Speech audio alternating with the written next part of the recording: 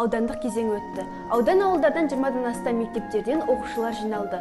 Абайдың ізбасарлары ұлы ақынның өлеңдерін оқыды. Іс-шараға куә болған тілшіміз жалғастырады.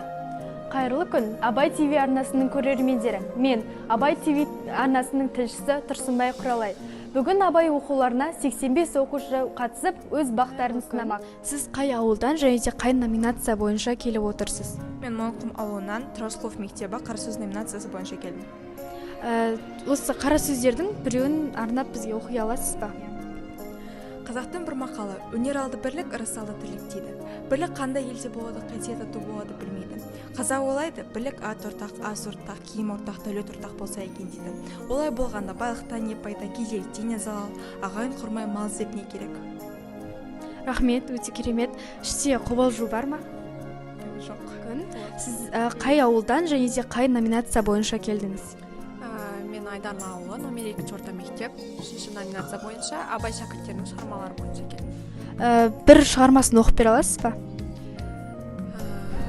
Қандай шығармасын оқысам болады? Адам немене деген шығармасын оқысам.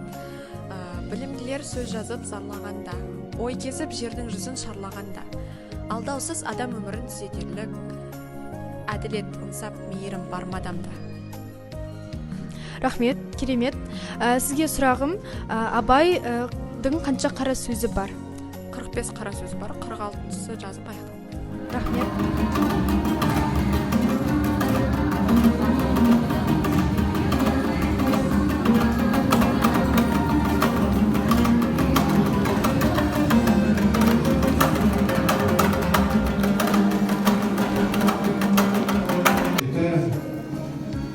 Бәріміздің дайындықтарымыз көрініп тұр, әр бөлім бойынша.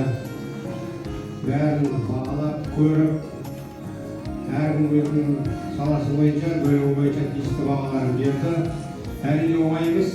Мадақтамалар толтырудың өзі 85 адамға біраз уақыт қалды.